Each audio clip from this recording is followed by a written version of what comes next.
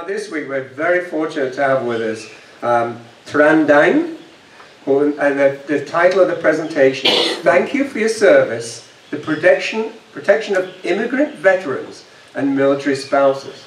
This is going to be telling us successful cases from Jalisco. Now Tran is the founder and executive director of the Rhizome Center for Migrants, a non-profit providing a post-deportation legal advocacy and reintegration support to the returned and deported community and their families in Mexico. And Tran is a recognized expert and leading voice on the mid to long-term consequences of U.S. immigration enforcement policies on the U.S.-Mexico border region, with particular emphasis on their larger impact on mixed-status families, labor migrants, and immigrant veterans. Please give a warm, open circle welcome to Tran Dang. Well, I want to thank all of you for coming on out. This is actually my third time to speak at Open Circle. I don't know how I'm going to make up for those who believe they're here to talk about crop circles. This is far from it. But you'll definitely learn a lot today. So thank you for coming out. I know it's sometimes difficult to arrange your morning around Open Circle, and sometimes there are issues with parking, but thank you for coming out. So I drove in this morning from Guadalajara, where I founded a U.S. nonprofit. The Rhizome Center for Migrants was founded in 2018 to provide services to people who've been returned and deported from the United States. Our organization was founded during the Trump administration when we began to see more and more people deported from the interior of the U.S. The people that we serve are people whose ties to the United States, time lived, and experiences in the United States keep them in a situation of vulnerability here in Mexico. The people we serve long ago established their lives in the United States through marriage, children, community, and service. Yet they never gained a permanent foothold in the United States because they never obtained citizenship, even when it was promised. And we'll talk about one example of that today. So the Rhizome Center for Migrants is one of the very few organizations in Mexico and in the world that specializes in the complex issues surrounding deportation. And there are many. Our organization protects the rights of deported migrants, in this case Mexican migrants, through high-quality legal aid. We also address many other aspects of deportation, including social, cultural, educational, and economic integration here in Mexico. The Rhizome Center for Migrants continues to be a leading voice on the long-term consequences of deportation in this region. Our binational work was recently quoted in the New York Times, and as more and more people outside the United States look to the United States for solutions, we are an increasing resource for them and often the last lifeline.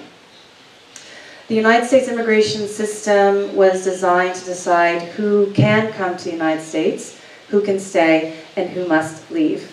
The deportation machine that exists in the United States today is a tool of exclusion, and one that has affected millions of Mexicans. In the last 15 years alone, we've seen more than 4 million Mexicans deported from the United States, an unknown number that have left the United States under difficult circumstances. And we estimate that over 1 million Americans now live in Mexico today who are the spouses and children of Mexican migrants. Last year, over 200,000 Mexicans were deported. Of those, nearly 8,000 were originally from this state. When you see news stories about deportation and when people ask you about the migration situation here in Mexico, you should have a strong opinion. Because you live in a region of Mexico where there is not only mass migration to the United States, but also mass forced migration from the United States.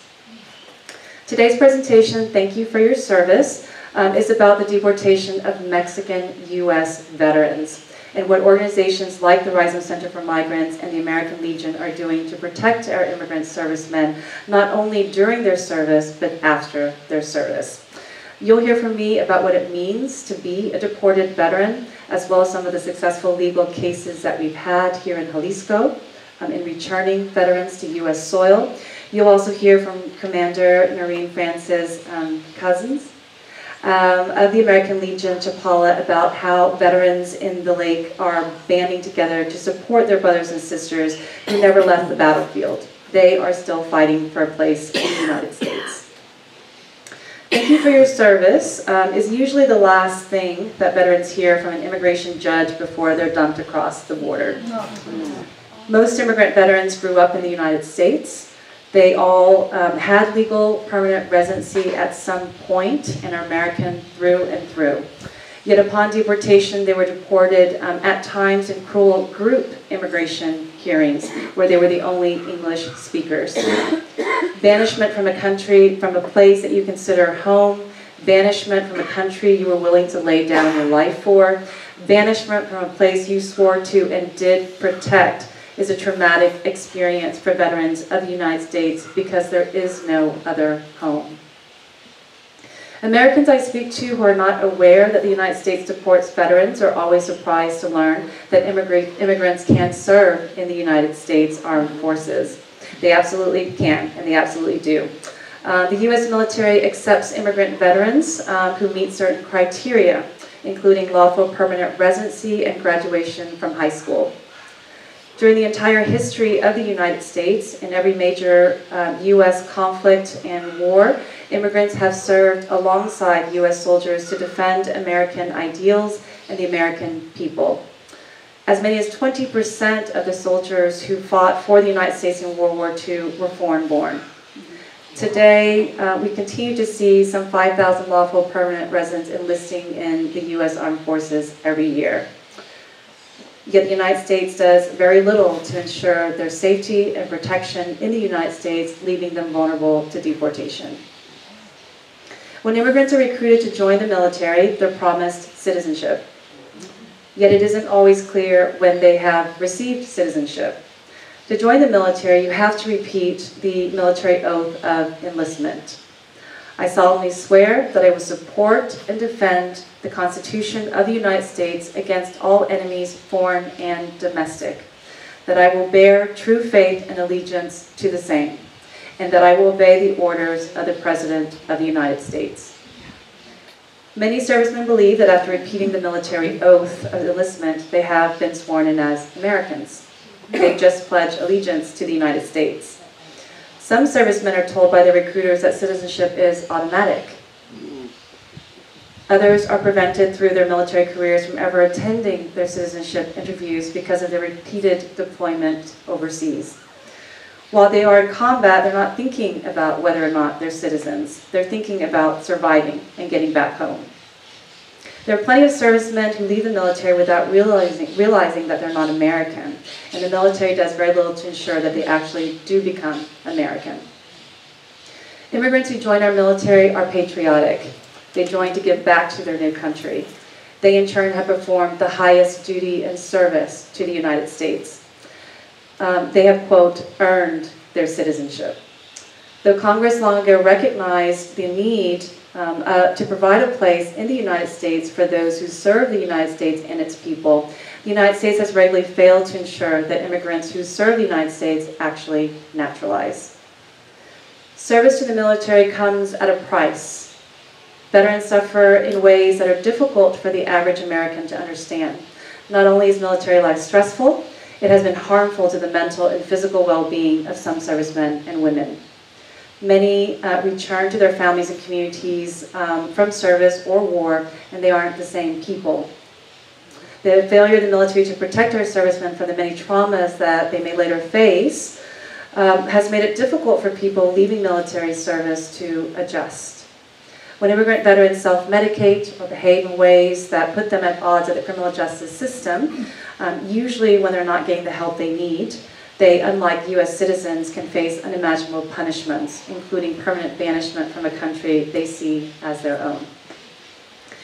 Today in Mexico, you can find deported veterans who served the United States in the Vietnam War, the Persian Gulf War, the war on terrorism, and other U.S. conflicts and overseas missions.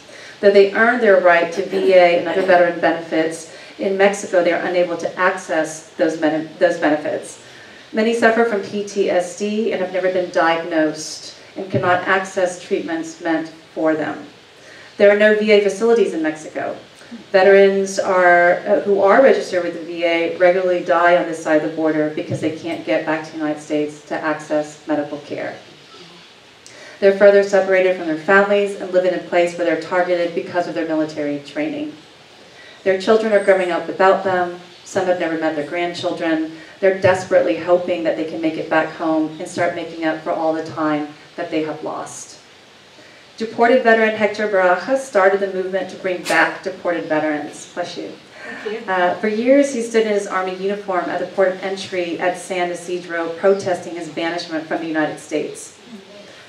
The ACLU heard him and took on his case. After 8 years, he was eventually permitted to return to the United States and was sworn in as a U.S. citizen. Deported veterans have been advocating on behalf of themselves for over a decade, and they're finally being heard. It was only under this administration that a U.S. president has recognized the profound commitment and sacrifice that deported veterans and their families have made to the United States. Just after taking office, President Biden announced a plan to bring them home. Though there are no official statistics on the number of veterans who have been deported, some organizations estimate that more than 1,000 veterans have been deported. Many to Mexico, but also to other further away places like India, Korea, Ethiopia, Jamaica, Costa Rica, and Ecuador. President Biden's Immigration Military Members and Veterans Initiative, or INVI, supports the return of military service members, veterans, and their immediate family members, where they can receive the benefits that they are entitled to. It's the first program of its kind that is receiving government resources to help deported veterans find a pathway home.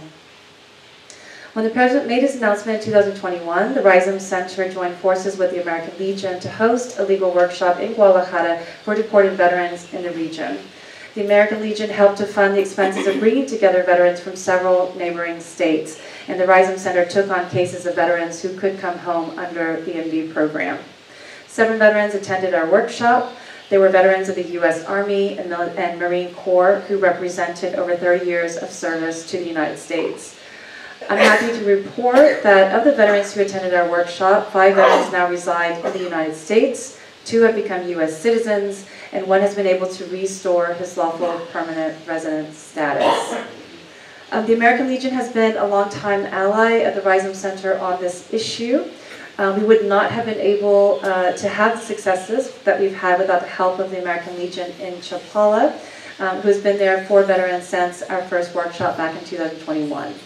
Noreen, who's here today and is now the commander at Chapala Post 7, is here to share a little bit about the American Legion's view on the deportation of veterans, and also a little bit about her own personal story as an immigrant service woman.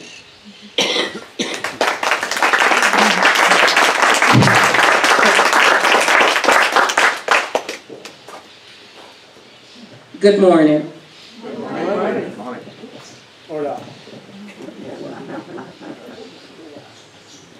As noted, I'm Noreen Francis Cousins, Commander of Lake Chapala Post 7 of the American Legion, Department of Latin America.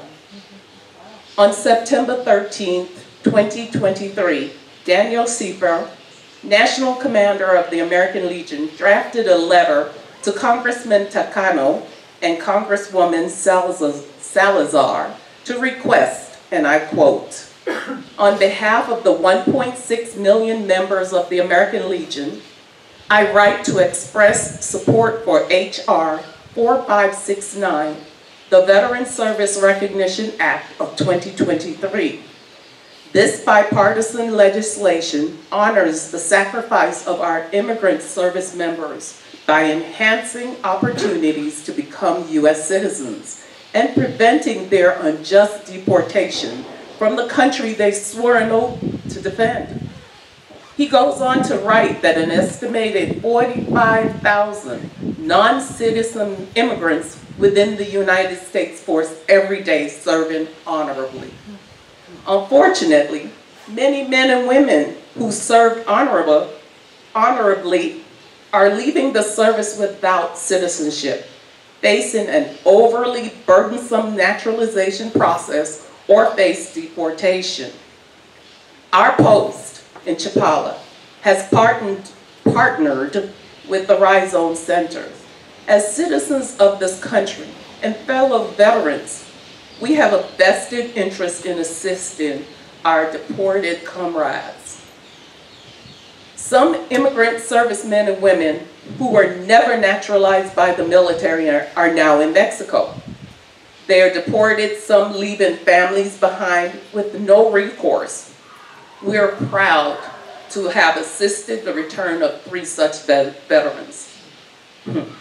My personal story. My family migrated to Brooklyn, New York. I was born in Jamaica. I attended elementary, junior high school, and high school in Brooklyn. I went off to college to study to become a nurse. Unfortunately, this was not the career for me. I could not dissect that cat. I returned home and realized my college-bound education had not prepared me for the work world. One day, I walked into a recruiting station, and the recruiter of the Army told me that there was a career path and an opportunity to serve this my new country. After testing me and finding out that I was a good candidate, he kept me in his sights until he sent me to boot camp. I was honorably discharged. My presence here is to represent a veteran, to present to you a veteran who served honorably and was not given the opportunity to become a citizen. I am a U.S. citizen, however, because my family believed in the country and felt that we had the responsibility of being good citizens, to be a part of participate in the government. And I wanted to be a part of it too.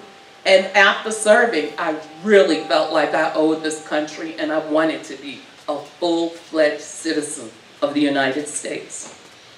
I went through the process, however, as a civilian. Wow.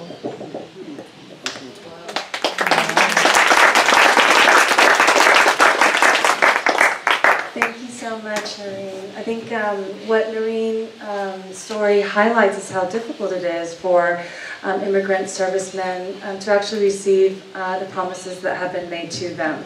And there are disastrous consequences for those who are later deported. Once a person is deported, it's extremely difficult to be able to return to the United States. Without an agency-wide initiative, it's difficult to coordinate the return of veterans to the United States. Many of the cases that we've been involved in have required the cooperation of various agencies of the Department of Homeland Security. From Border Patrol to ICE to Citizenship Services, the full protection of immigrant veterans requires the full cooperation of DHS and the White House to prioritize their return. Because the policy that we have in place today can easily be overturned by a new president, we are working with stateside organizations to ensure that Congress provides the protections that are needed within the Department of Defense to ensure that immigrant servicemen do naturalize when they, at the time that they enlist, or certainly at the time that they complete boot camp. We're also working through congressional offices to ensure that any new bills include a special provision that considers the plight of deported veterans who are still trying to get back home. As this administration winds down, the Rising Center is anxiously awaiting the election results next month. I hope you're all registered and will vote. We are extremely nervous about what would happen, and specifically what will happen to the NV program. There's still many veterans overseas who are waiting for their parole applications to be approved. There are veterans in the United States on parole who are still seeking a more permanent status. Their military spouses stranded overseas, and we are concerned about all of them. Veterans who are kept in limbo have expressed their deep depression about the uncertainty of their future. Their heart sinks at the idea that they may have to leave the United States again, and some are suicidal at that thought. Because we don't know what will happen to the MV program, we're literally racing against the clock to protect as many veterans and military spouses that we can. This year alone, we've been able to restore lawful permanent residency to 2 veterans. We submitted 2 pardon applications to President Biden that, if approved, would open the pathway to citizenship for those veterans. We secured humanitarian parole for 2 military spouses, one of whom returned to the United States only to bury her husband, who died in Mexico while waiting a decision on his MV application. One of the sad things about the situation is that though you may not be able to cross the border, when you die, you do have a right to be buried in a VA cemetery in the United States. And some people return only in a casket. Our second military spouse is Veronica Castro, who's from Guadalajara, and whose case has been one of our most complicated. Veronica's story was first reported by the Washington Post back in 2017 and is known nationally in the United States. For the last 10 years, Veronica and her husband were extremely vocal about their situation and about the need to protect and keep military families together. They appeared at many events in DC to raise awareness, and despite their efforts, Veronica was never granted immigration status. When her husband was still in the Army, he tried to petition for his wife to keep her in the country under the Army's family unity policy. That process, unfortunately, sent her back into deportation proceedings. And although she was granted deferred action to be able to care for her disabled children, she still had to check in with ICE every year. And there was no guarantee that she would ever be able to stay in the United States indefinitely. When Veronica came to the Rising Center for help, she and her family had decided to leave the United States because they were told that only by leaving the United States would Veronica be able to return as a lawful permanent resident one day. What happened to them in Mexico illustrates why they never should have been forced to leave the United States in the first place. It also plainly illustrates how our immigration system punishes U.S. citizens who are caught in the middle. In 2022, Veronica decided to self-deport in the hopes that by leaving the United States, she would be able to fix her immigration papers.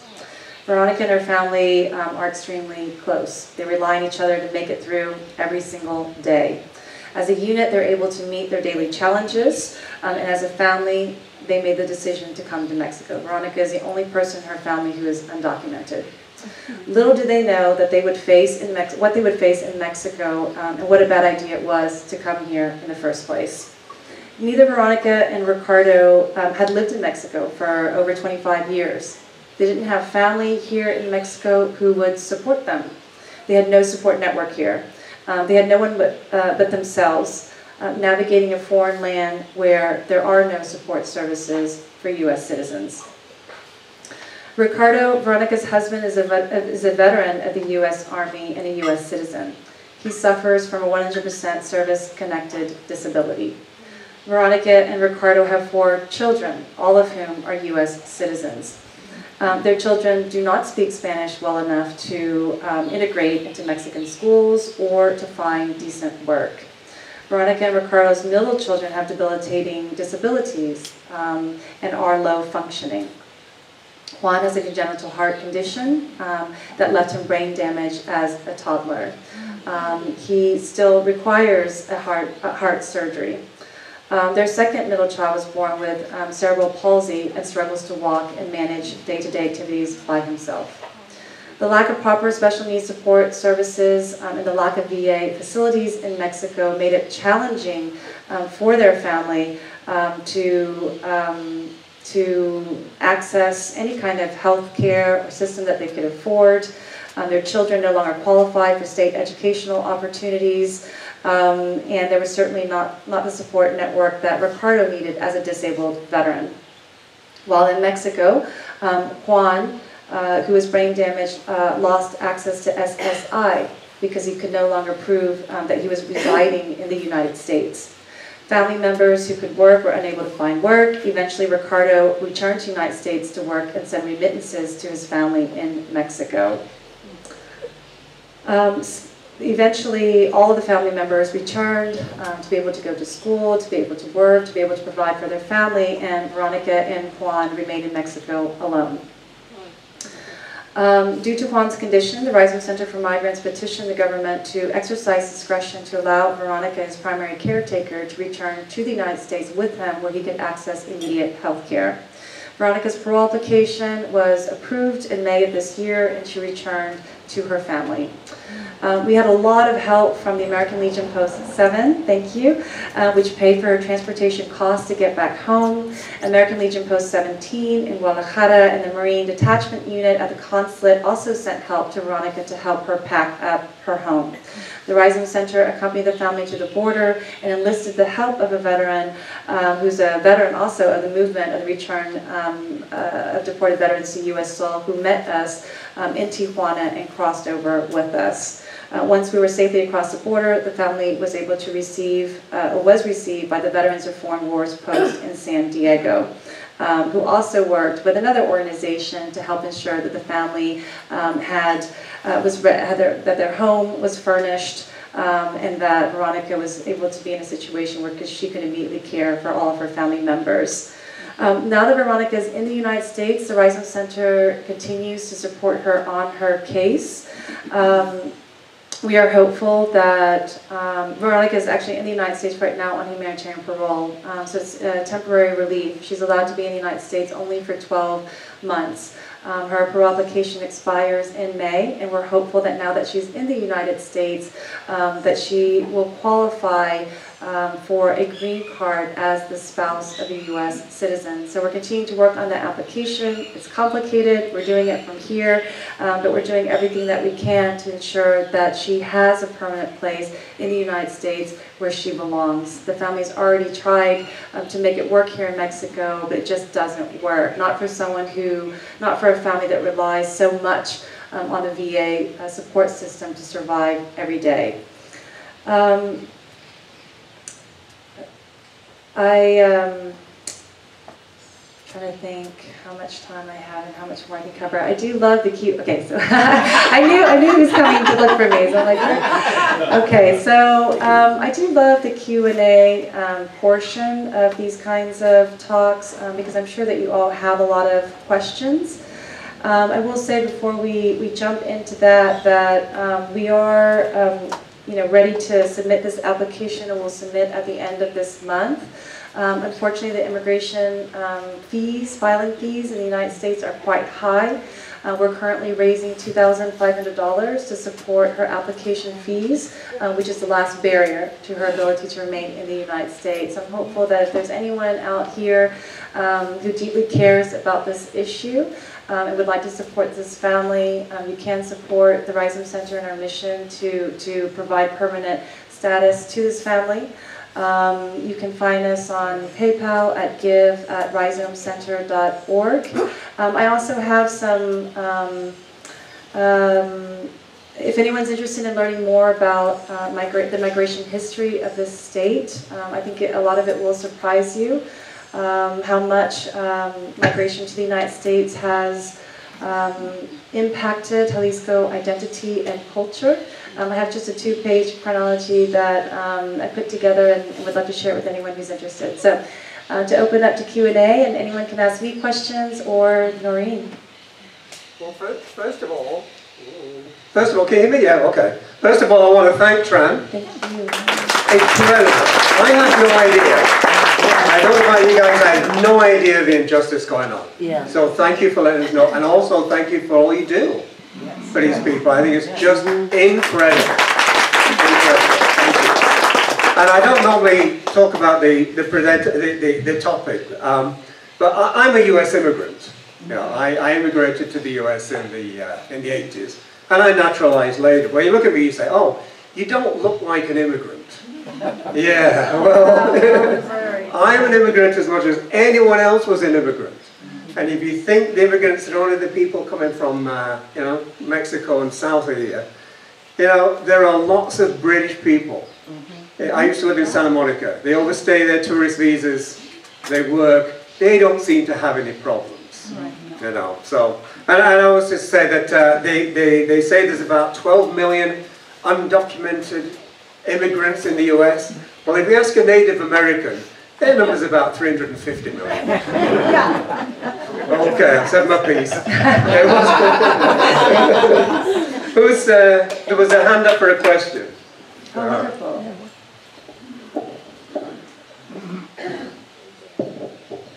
You want to come up? Yeah, do you want to stand up so we can see it? Hi. I thought I heard you say that someone lost his Social Security because he couldn't prove he lived in the U.S. Well, most of us are collecting it.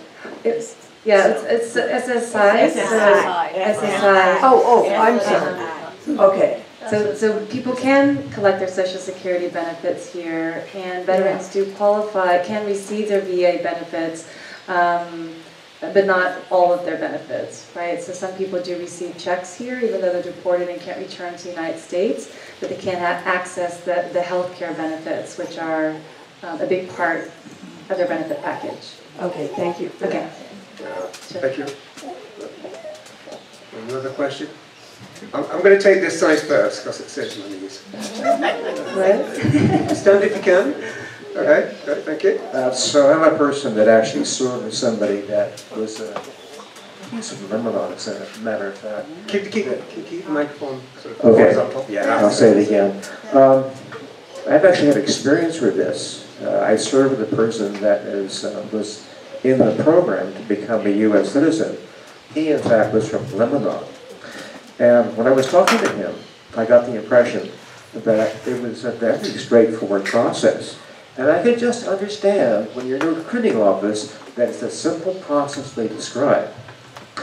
And he believed very strongly that if he served, in this case 3 years, he would become a U.S. citizen automatically. You're telling me, I've never known this before, but there's all sorts of additional requirements after the serving and you're only discharged?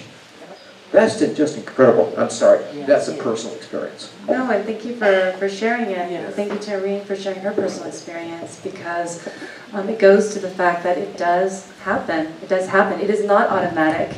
The Department of Defense, which is the department that is making the promise, right? They're the ones out there in immigrant communities recruiting, and they're making the promise of citizenship. The Department of Defense can't grant citizenship. That's a different U.S. agency.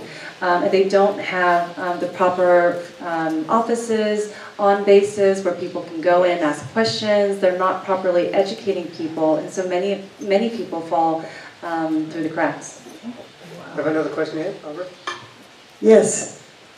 Thank you so much, both of you, for sharing. I just wish there were a lot more people here to hear this, and maybe they'll watch it online. But I think I have two questions. One is, I don't think the average American has any idea of this injustice. And so what major media has written or spoken about this? That's my first question. And my second question is, what are you afraid will happen if Trump is reelected? What media? Well, as I mentioned earlier, Hector Barajas was the veteran in Tijuana who was protesting his deportation for years and years and years. He got the attention, luckily, of the ACLU. The ACLU has taken on this issue as one of their major campaigns. The Rising Center today is a part of the Deported Veterans Coalition, which is a U.S. coalition of organizations like the ACLU, other immigrant rights serving organizations, attorneys, veterans themselves, who are pushing for a solution. And because of all of these efforts, we've been able to get the attention of President Biden. These stories have, if you search, you'll see a lot of stories. People who have been able to cross back over the United States have shared their stories.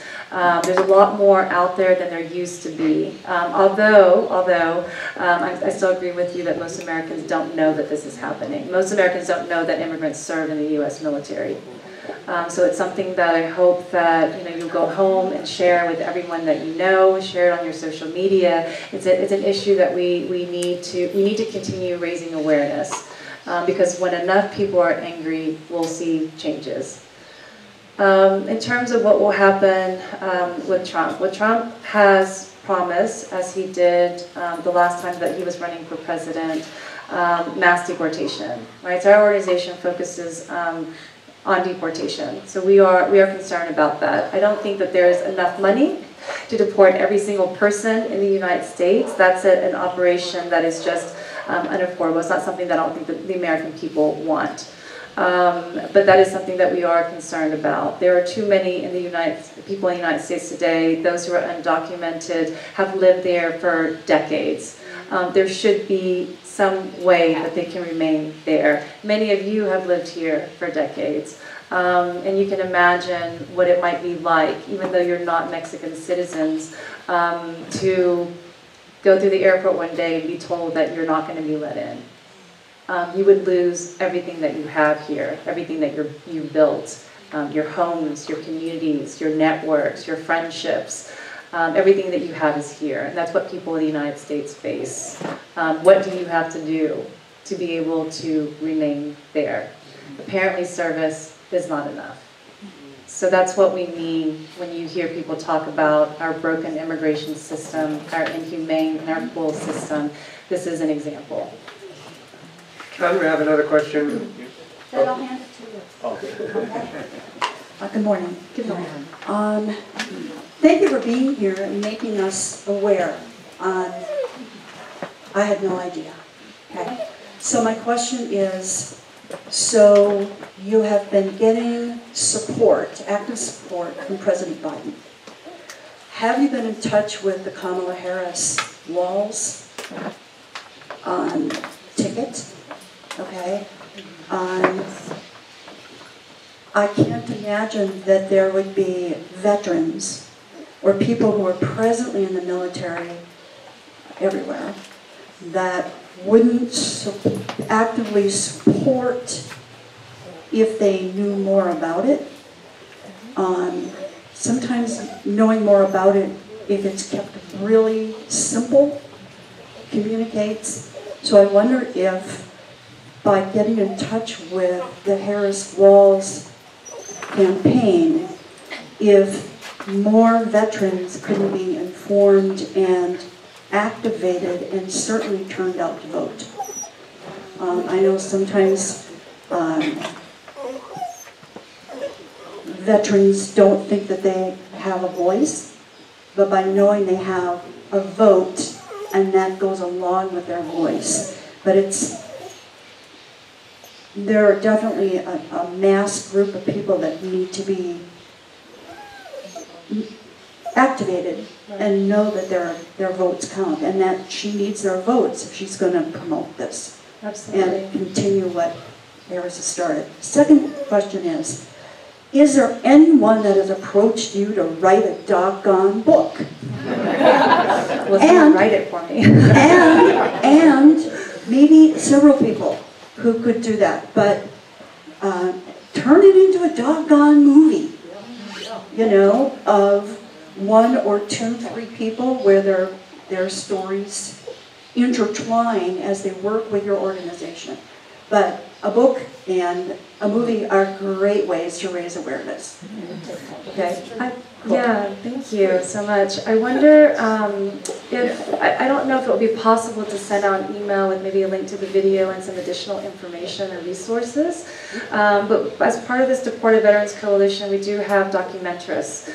And there is a documentary out right now. There's several, but one's called Bring Them Home, and it's about the specific plight of deported veterans who've been interviewed, in Mexico and outside of Mexico. So you can really get in touch with what exactly is happening to people. I think the further away you are from the Mexico border, the fewer resources there are.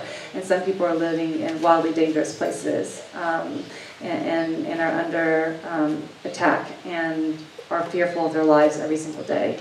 The Rising Center is, again, we're part of this greater coalition. We're a U.S. organization, but our only office is here in Mexico. So we rely on our relationships in the United States We do, head to DC at least once every year to speak to folks who can champion what we were working on, and that extends beyond the deported veteran issue. So another issue some of you may have heard me speak about before includes the situation of U.S. citizen minors, right, who are here, who are the co-deported. So that's another area in which we are seeking solutions. I don't know what to expect under the Harris administration with regard to this particular issue. I think the most, because it was the MV program was established under this presidency, continuation of the program would be great, but we also need a lot of improvements. We are at the end of this administration experiencing a lot of pushback. Suddenly a lot more questions, people being rejected on their parole extensions, less cooperation. And so we're already seeing this under this administration, even under Harris. I mean, when she talks about the border, the first thing she mentions is security at the border. So I don't know what to expect. I think it'll be a lot better than a Trump administration, but I don't know what to expect. Randall said on his visit to National recently that the national... You need a mic. No, use mine.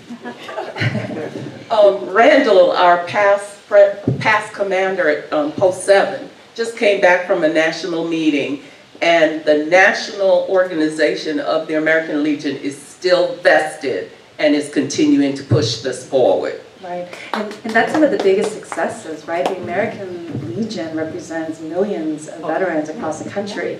The Veterans for Foreign Wars is also another veterans group, a powerful group that is invested in this issue. And that's where we've done a lot of work, I mean, not the Rising Center specifically, but through the coalition, our members who are commanders at their posts are going out and educating their own organizations.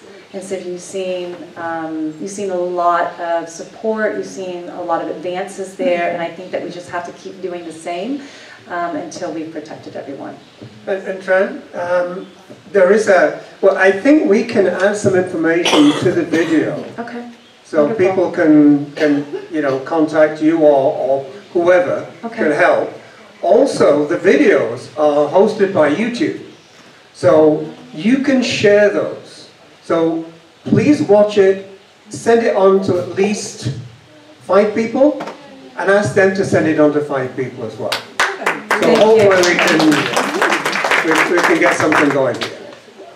So, but yeah. I was just going to say, how do you do it? What's the name of the video? No. Where do we watch it? Okay. On Just opencircleiheat.org, you'll see the video will come up in a few days. Yeah. And when you watch it on the Open Circle site, I think it gives you an opportunity to say, watch on YouTube.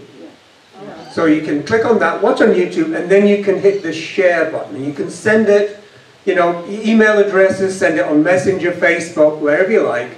Send it to at least 5 people and ask them to send it on. And, maybe we can start the, snowball rolling. Okay? PJ. Yeah. Hi, my name is Vijay, and I'm a naturalized American. And the question I have is, last year there was a bipartisan bill in the Senate to do a comprehensive reform of the immigration rules. Did that address this issue? Do you know? I know Trump sabotaged it because he wanted this to be a live issue for the election. But there was a bipartisan that was actually co-sponsored by Republican senators and stuff. I don't know whether that addressed this particular issue of veterans. This issue doesn't get a lot of attention. It's usually an issue that has to be slipped in with a bigger issue that's protecting people at a greater scale. I'm sorry, did I do that? And so it's something that we still have to push on. I'm originally from Houston, and my congressperson is a Republican who's a veteran. And I have tried to contact him on this issue. He is very pro-veteran, but is unavailable on this particular issue. And so unfortunately, you do see even veterans drawing the line. So, someone on the way around here asked how you spell rhizome. Yes. Rhizome. R-H-I-Z-O-M-E. Horizon Center for Migrants. We're on Facebook, we're on Instagram. If anyone would like my email address, I can give that to you as well. Good morning. My name is Fred Schaefer. I'm from Spokane, Washington. I've been here 13 days, and I've been in this facility for 13 days. And I think last week we had something on the circle, but I can't remember what the hell it was. Anyway, initially in your talk, you mentioned that I'm a veteran of Vietnam. I received my full coverage with the United States of America. And before I left, I talked to our local hospital, and I said, I'm covered? And they said, yes, you're covered in Mexico. And that kind of did sound like what it was you were trying to, you know, all I need to do, and I understand now that when I go into, if I have to go into a hospital for anything, for any service, that I have to pay first. All I got to do is, within 72 hours, get back to the U.S. And I've got the phone number in my little, you know, in my phone. And so, was that, did I misunderstand what you were saying? There's something called the Foreign Medical Program, and I don't know if that's what they talked to you about. You would qualify, but the Foreign Medical Program is only for 100% disabled veterans. Yeah. So you would have to pay all of your expenses up front. You don't have access to VA facilities here because there are no VA facilities. So any medical needs that you have that are very specific to your military service, you wouldn't be able to get that here. VA mental health services, for example, are not available here in Mexico or online. And that's something that we have mentioned repeatedly to the VA to at least make that available remotely. And actually the commander of Post 12 in Vallarta is pushing a bill now to expand the foreign medical program to include deported veterans as well. Actually. So, am I going to have to go home today? You probably have to talk to them. Stay healthy. Yeah. we have time for one more quick question. Is it a quick one? Quick. Very quick. All right. Might not be, but could be a quick answer. Well, you take your time with the answer.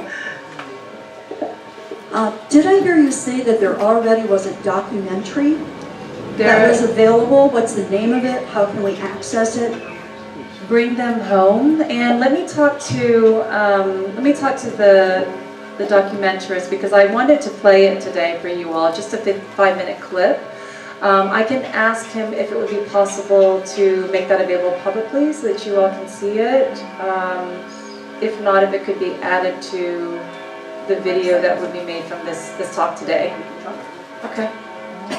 Thank you. News to put on its YouTube channel. What? We can put it on our YouTube channel. As well. Okay. Wonderful. Lakeside News, great. Thank you, Patrick. Once more, say it louder.